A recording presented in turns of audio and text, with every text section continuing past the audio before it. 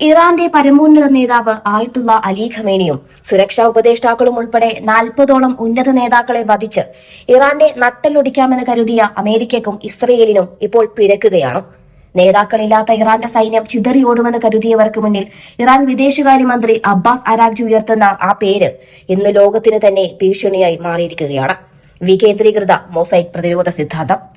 പാമ്പിന്റെ തലവെട്ടിയാൽ ഉടൽ ചാകുമെന്ന് നാം കരുതും. എന്നാൽ ഇറാന്റെ സൈന്യം അങ്ങനെയല്ല. തല പോയാലും ഓരോ കോശവും സ്വയം ഭരണാധികാരമുള്ള സൈനികരായി മാറി ശത്രുവിനെ കടന്നാക്രമിക്കുന്ന ഈ വിചിത്രമായ യുദ്ധമുറ ആഗോള സമ്പദ് വ്യവസ്ഥയെപ്പോലും തന്നെ തകർക്കാൻ പോകുന്നതാണ്. അമേരിക്കയെ സംബന്ധിച്ചിടത്തോളം ഇത് ആധിപത്യത്തിനായുള്ള പോരാട്ടമാണെങ്കിൽ ഇറാനെ സംബന്ധിച്ചിടത്തോളം ഇത് അതിജീവനത്തിനായുള്ള അവസാന യുദ്ധമാണ്. ഇറാൻ പയറ്റുന്ന ഈ മൊസൈക് യുദ്ധതന്ത്രത്തിന്റെ ഞെട്ടിക്കുന്ന വിവരങ്ങൾ നമുക്കൊന്ന് പരിശോധിക്കാം.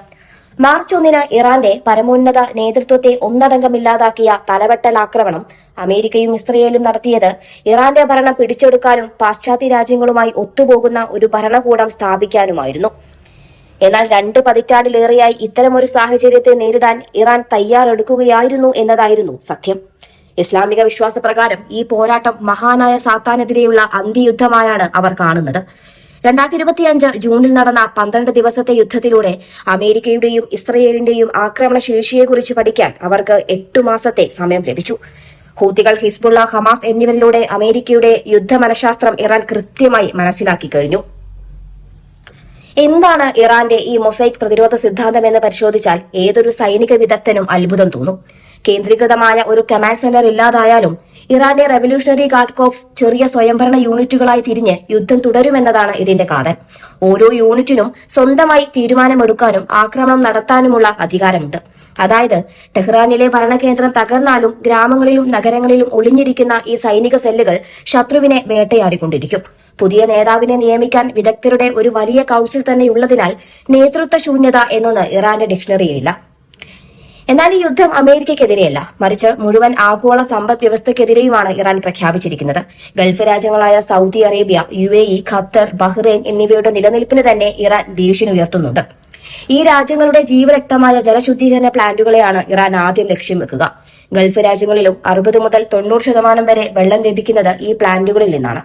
കൂടാതെ ഇവരുടെ 90% ഭക്ഷ്യവിതരണവും നടക്കുന്നത് സുവേസ് കനാൽ, ബാബൽ മന്ദാബ്, ഹോർമോസ് കടലിടുക്ക് എന്നീ 3 സമുദ്ര ചെക്ക് പോയിന്റുകൾ വഴിയാണ്. ഈ വഴികളെല്ലാം അടയ്ക്കുന്നതിലൂടെ ലോകത്തെ തന്നെ പട്ടിണിക്കിടാൻ ഇറാന് സാധിക്കും. അമേരിക്കയുടെ സാമ്പത്തിക സിരകളെയാണ് ഇറാൻ ശരിക്കും മുറിവേൽപ്പിക്കുന്നത്. ഗൾഫ് രാജ്യങ്ങളിൽ നിന്നുള്ള നിക്ഷേപങ്ങളാണ് അമേരിക്കയുടെ വ്യാവസായിക അടിസ്ഥാന സൗകര്യ മേഖലകളെ താങ്ങി നിർത്തുന്നത്. US ഡോളറിൽ എണ്ണ വിൽക്കുന്ന പെട്രോ ഡോളർ സമ്പ്രദായമാണ് ഡോളറിന് ആഗോള ഡിമാൻഡ് സൃഷ്ടിക്കുന്നത്. ഇന്ന് അമേരിക്കയുടെ സാമ്പത്തിക വളർച്ചയുടെ 60% നയിക്കുന്നത് AI ഡാറ്റാ സെന്ററുകൾ എന്നിവയാണ്. ഇതിനെല്ലാം പണം വരുന്നത് ഗൾഫ് നിക്ഷേപങ്ങളിൽ നിന്നാണ്. ഇറാൻ ഈ വിതരണ ശൃംഖലകൾ തകർക്കുകയും ഗൾഫ് രാജ്യങ്ങൾക്ക് എണ്ണ വിൽക്കാൻ കഴിയാതെ വരികയും ചെയ്താൽ അമേരിക്കൻ വിപണി അസ്ഥിരമാവുകയും ലോകം കണ്ട ഏറ്റവും വലിയ സാമ്പത്തിക മാന്ദ്യത്തിലേക്ക് രാജ്യം കൂപ്പുകുത്തുകയും ചെയ്യും. സത്യത്തിൽ ഈ മൊസൈക്ക് പ്രതിരോധം വഴി ഇറാൻ ലക്ഷ്യം വെക്കുന്നത് ഒരു നീണ്ട യുദ്ധമാണ്. ഇറാഖ് യുദ്ധം പോലെ കാലങ്ങളോളം നീണ്ടു നിൽക്കുന്ന സംഘർഷമുണ്ടായാൽ അമേരിക്കയ്ക്ക് അത് താങ്ങാനാവില്ല. അമേരിക്കൻ സൈന്യത്തിന് ആയുധബലം ഉണ്ടെങ്കിലും ഇറാന്റെ ഈ കുശാഗ്ര ബുദ്ധിക്ക് മുന്നിൽ സാമ്പത്തികമായി അവർ തകരും. സ്വന്തം രാജ്യം സംരക്ഷിക്കാൻ ഓരോ ഇറാനിയൻ സൈനികനും ഒരു ചാവേറായി മാറുന്ന ഈ സിദ്ധാന്തം അമേരിക്കൻ സൈനിക മനഃശാസ്ത്രത്തിന് വലിയ വെല്ലുവിളിയാണ്.